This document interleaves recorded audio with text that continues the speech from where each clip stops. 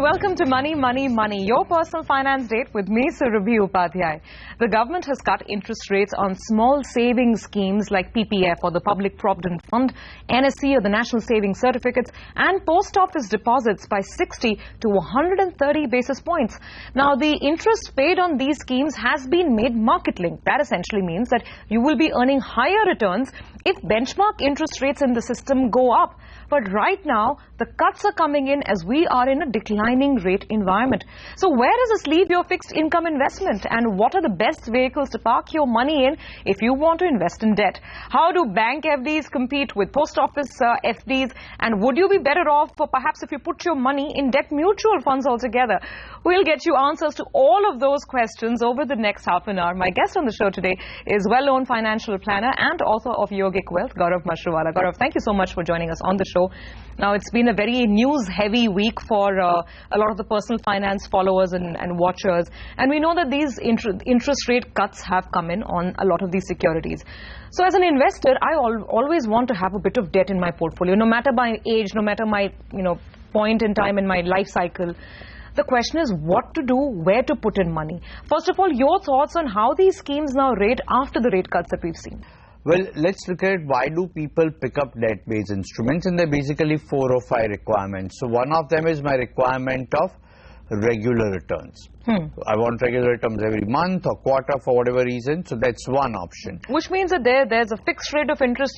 This is the kind of return that you will be earning on the instrument. And this is the kind of there's no ambiguity on exactly. that. Yeah. So I want that surety, maybe for whatever reason. Either my income is that I've retired or whatever my occupation is. So that's one. Second is where I'm looking at safety of my capital. So that's a second requirement. Third is where I'm saying I want tax benefit.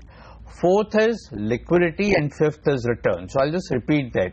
Risk, return, tax benefit, liquidity, and regular income.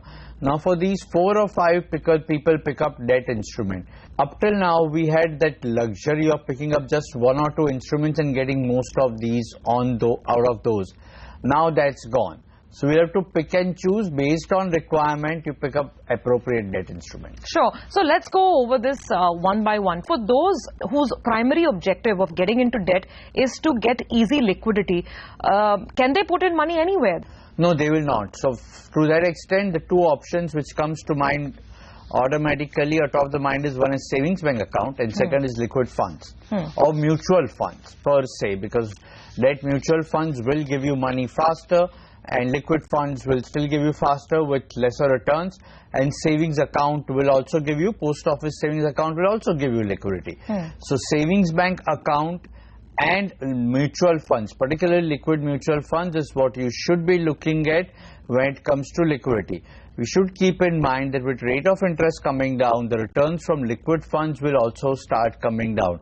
Unlike other debt funds where interest rate goes down, the returns go up. So that will happen, but that's a price that we have to pay for liquidity. So if you require money which you have kept aside for contingencies, or if you require money because you need to make payment for a house, or your daughter is getting married, or she's going for higher education and you need to pay her fees, choose these options. Okay, fair enough. So now let's move on to the other aspect, which is steady return and safe returns. Now, if for some individual, safety is pretty high in the scheme of things and priority, then what do you look at? And the reason I ask you this is that a lot of the debt mutual funds end up investing in securities which are being issued by companies, whether it's NCDs, non-convertible debentures, or other paper that's being issued by corporate entities. So then how do you rate them in terms of safety? If you're looking at safety, then bank deposits are one which is safest. All these small saving schemes are safest. We have infrastructure bonds which are tax-free. Those are safe.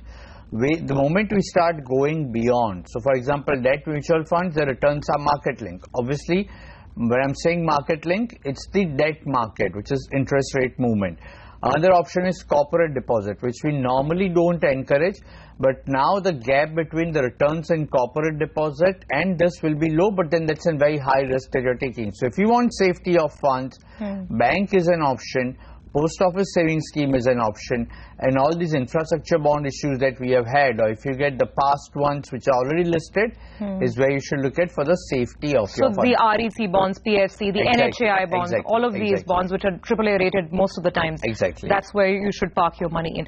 Now comes the idea of tax. A lot of people also want their debt instrument to be as tax efficient as possible. So where to go now? The PPF, the Public Provident Fund, still is an exempt scheme, which means perhaps it's the best in terms of taxation? It is, absolutely. So, I mean, no-brainer, that's the winner all the way. But apart from that, the tax could be either at the time of investing, or tax benefit could be coming at the time of maturity. So if you're looking at tax benefit coming to you while you are investing, the options are National Savings Certificate, Sukanya Samruddhi, Senior Citizen Savings Scheme, and a 5-year bank FD. So when I'm putting money into that, to that extent my income gets reduced and I'm taxless.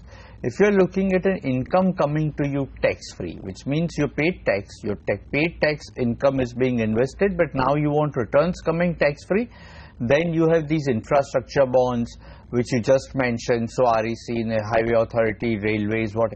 Put in that, because then the returns that come to you are tax-free and they are for a prolonged period. So they normally have a 10 and a 15-year maturity. And if you are to buy the older issues from the stock market, then maybe 2-3 years have left, so 7 years.